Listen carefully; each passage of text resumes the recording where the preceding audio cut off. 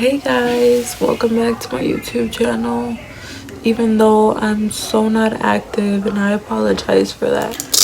So this video is gonna be about why I'm in a wheelchair, what happened to me, when it happened to me, and what's wrong with me, I guess. Let me start off by saying I am a C5 quadriplegic, which means I broke the 5th bone in my neck, and that caused me to be paralyzed not only by my legs but by my hands too. See, they don't work. I am an incomplete, which means I still have feelings. So, you know, I could close my eyes and you could touch my leg and I could tell you where, you know, I have sensation. It was July 17, 2016. The day that changed my life for the worst. I can't say for the worst because it's actually has opened my eyes on certain situations. I'm gonna start off the story by saying that I used to work at the movie theaters as an usher. What an usher is someone who cleans up the movie theaters after like people are done watching the movie.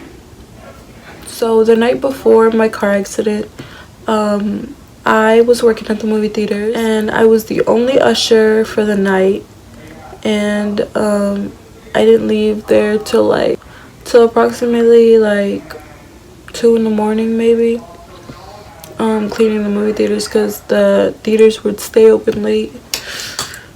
So after all of that was done, I finally went home and got home safe and everything. The next day was my sister's birthday. We were on our way to go to San Marcos in San Antonio, and we were going to the lake out there.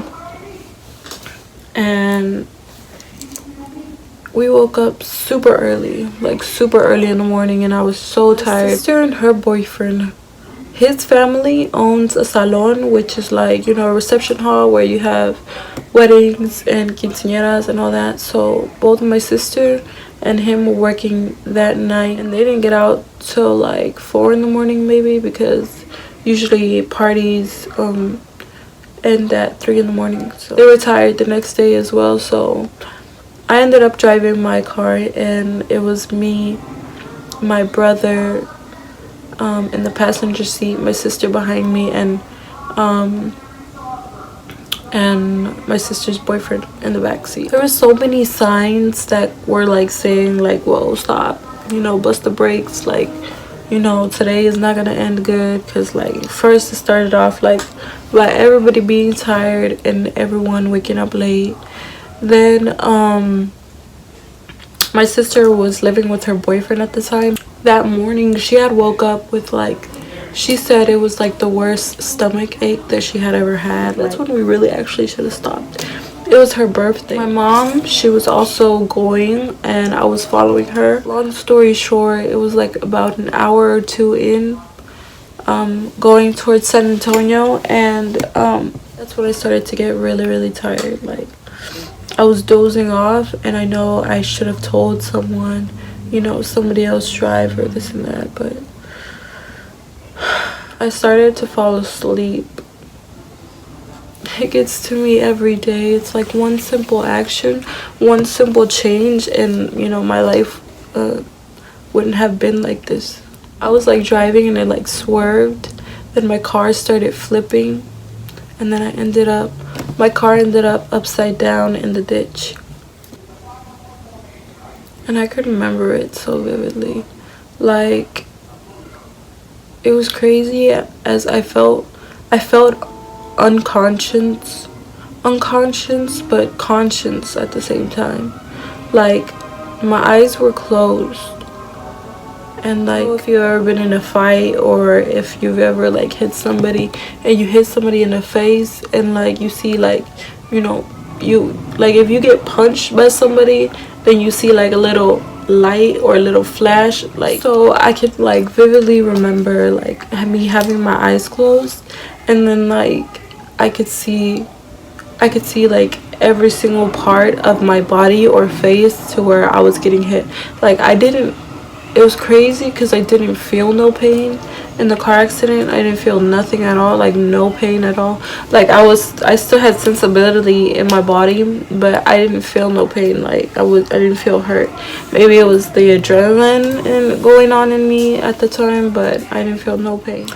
I opened my eyes and I couldn't see nothing but the roof. And when I looked at the roof, all I could see was a pool of blood, like, surrounding my face. I woke up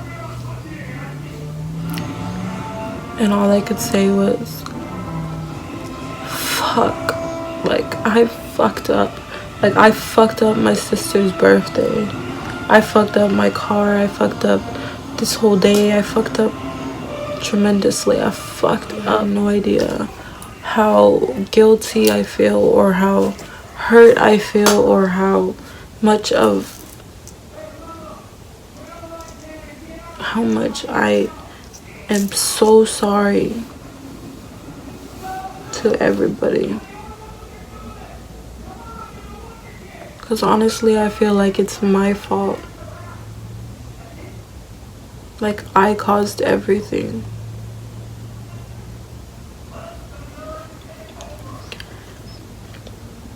So,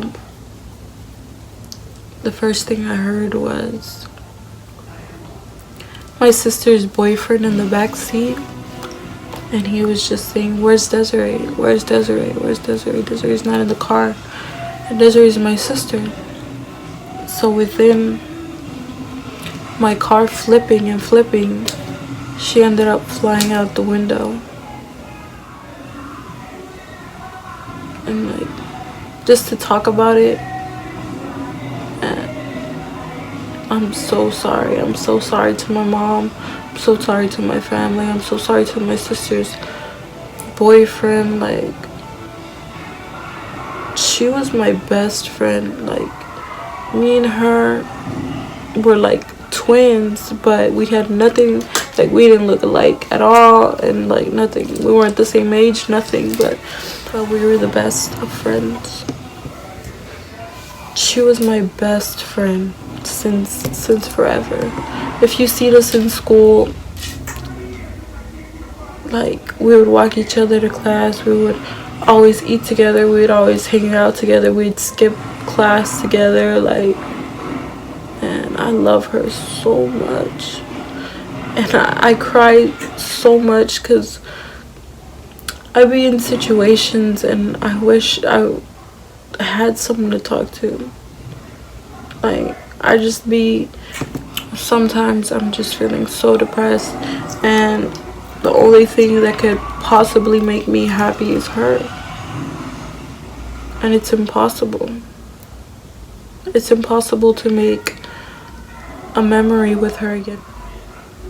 And it's crazy because you have no idea when's the last time you're gonna see somebody. That's why I say this car accident changed me for the worse, but also for the better.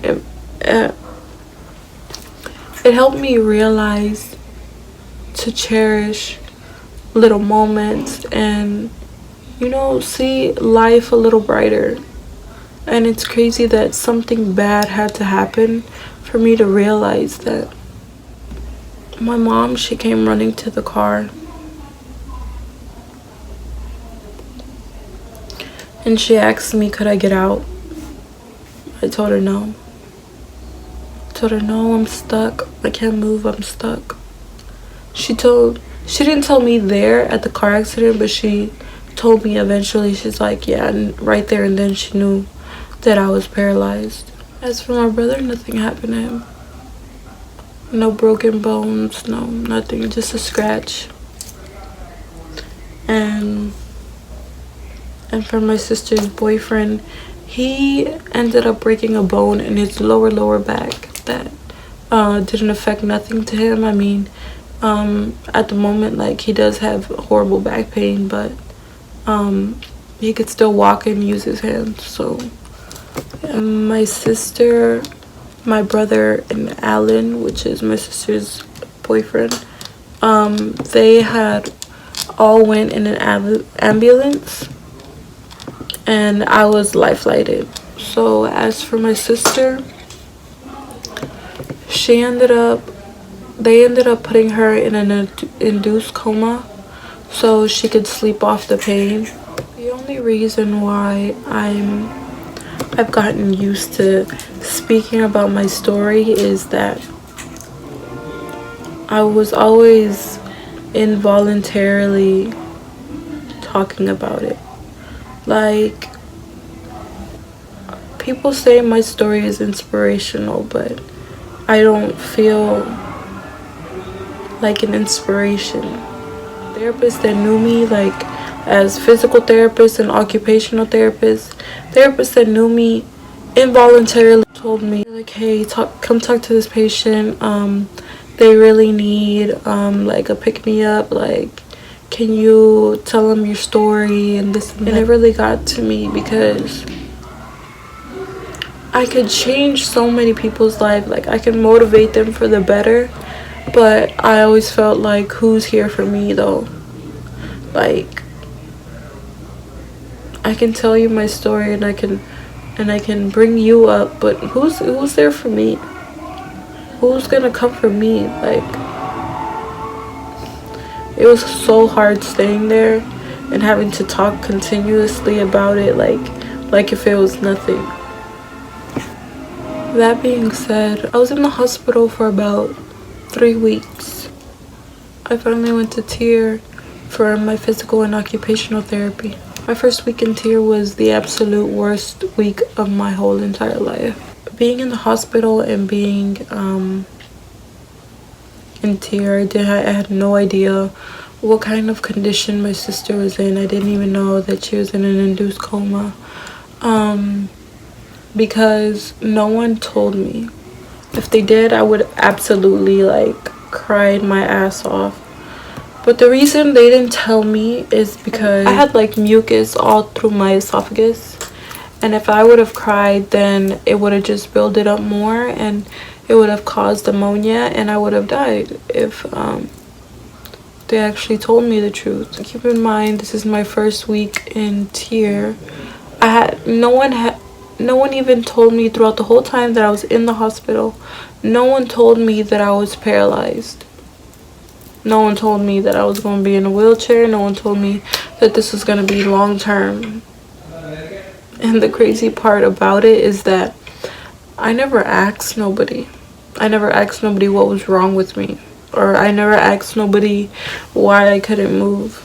When I got to TIER, that's when I finally figured out that I was paralyzed. That's when I finally figured out, like, oh shit, this is going to be long term. My mom, she called me and she finally told me what was going on with my sister. It started off as like they put like this like breathing mask, like the oxygen mask, on my sister. My mom had noticed that she was growing like something black like around her nose, and so my mom, she told the doctors, and the doctors were like, oh, we probably have the mask too tight or something. And that wasn't the case.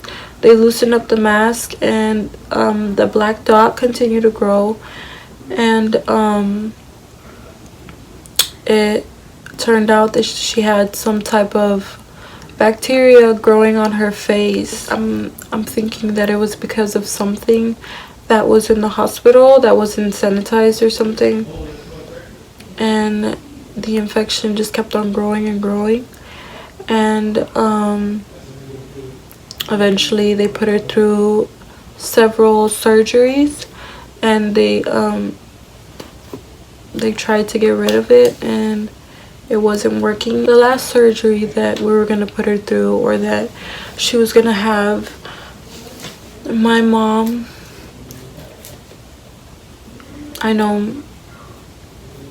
I feel like I've already put my mom through so much, and I love her so much. But my mom had whispered to my sister and told her, if you can't handle it. If it's too much, if the pain is too much, if surgery is too much, you know, it's okay to go. It's okay to let go, you know. And so during that surgery, she ended up passing away. But they brought her body back to life. So then that's when we had to have a decision. And that's when my mom called me while I was at TIR. She called me and she told me, what should we do? Should we keep fighting? Should we keep her here? Or should we just let her go? And I feel like everything happens for a reason. And if she wanted to pass away during that surgery and in that surgery, then you know, I don't wanna make her feel any more pain that I've already put her through. My sister ended up passing away that same day.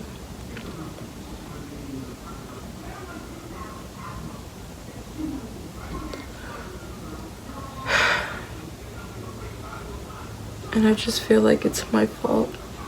This was all happening on my first week at TIR. The same week we had her funeral. And I just, the whole time, I just felt like everyone hated me. I just felt so guilty. I felt like it was all my fault. And I never really told anybody because I don't know who I could talk to. Like, I know I could talk to my mom, but if I talk to her, I'm gonna make her cry. Like, I'm just gonna bring back memories that cause her pain, like, because I caused her pain. And I don't know who to talk to.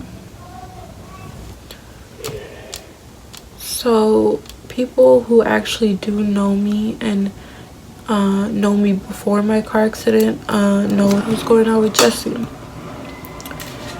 And honestly, he was supportive throughout being in the whole hospital. I should have known that he really shouldn't have continued to, we shouldn't have been together after, you know, after my accident happened. It happens for a reason. And at this time now, I felt like it was my sister showing me, you know, what do I need in my life, what's good for me, what's bad for me. So there's this one day where I was in occupational therapy. And occupational therapy is working with your hands, trying to increase mobility or function with your hands. Jesse went with me, and my occupational therapist was teaching me how to text. And was like, let's text your boyfriend. So I'm like, okay, cool. We'll text my name. I felt like it took forever just to type Jacqueline, just to type my name. I was like, ugh. So finally, he puts his phone down right next to hers. And I text his phone. And as soon as that message sends to his phone, he was already on Tinder. That being said, that was the worst week of my life. And honestly, I felt like no one else was to blame but me. And that concludes the story of my life. Anyways, thanks for watching, you guys. It means so much to me. I just want to be able to tell my story and maybe help out somebody else that's going through the same things that I'm going through or that has been through. And feel free to ask any questions, whether you're walking, whether you're in a wheelchair, whether you know me, whether you don't know me. Instagram and Snapchat will be in the description below. Anyways, thank you so much. Please like, subscribe, share. Show this to anyone that you feel like needs a little inspiration, needs a little boost, needs someone to relate to, because shit, I've been there. And yeah, thanks for watching.